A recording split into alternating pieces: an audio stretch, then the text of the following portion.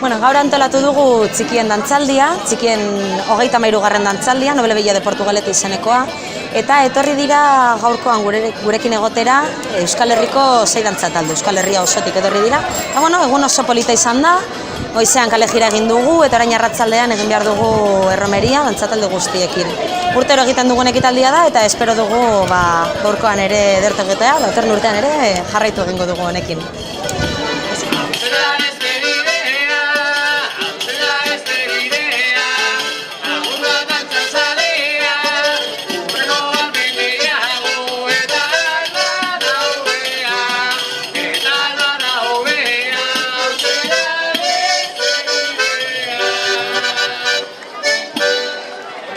Aire, ongi etorri da.